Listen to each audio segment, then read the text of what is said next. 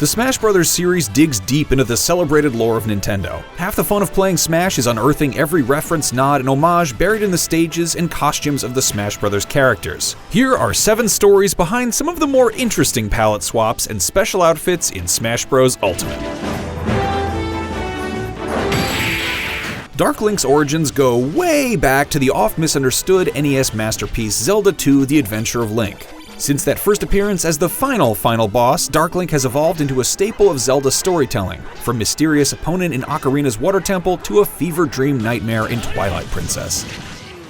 In a time when US toy sellers weren't interested in video games, Rob the Robot Operating Buddy was a way for Nintendo to sneak their exciting new NES into American stores.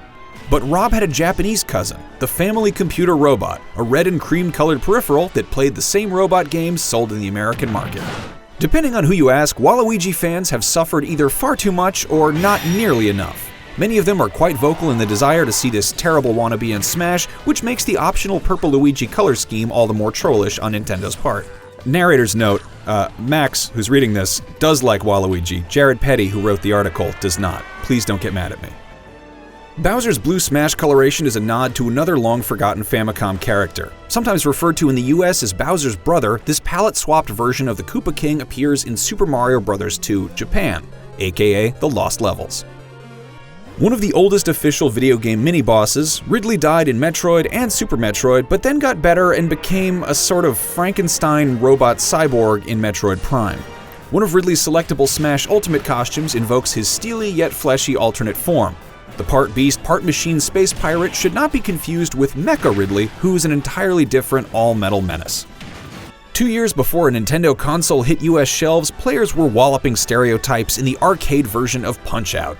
There's some contention about whether the main fighter in Punch-Out! Arcade is actually Little Mac, as most of the action in the arcade game takes place from a distinctive camera angle directly behind the player's boxer.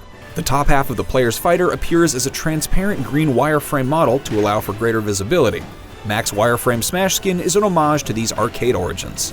Don't get Dark Suit Samus mixed up with Dark Samus, a completely different character and Echo Fighter with roots in the Metroid Prime series. The Dark Suit, a dim metal-hued outfit with an orange faceplate, is a power-up for Samus Aran in Metroid Prime 2, which allows her to survive in hostile environments. Samus's dim alternative Smash coloration is inspired by the Dark Suit's design. There's a lot more to spot in Smash Bros. When you're not busy pummeling Pokemon or clobbering Kirby. Let us know in the comments what you've found, and remember, winners always keep items on. For everything Smash Bros. Nintendo and Waluigi, keep it right here on IGN.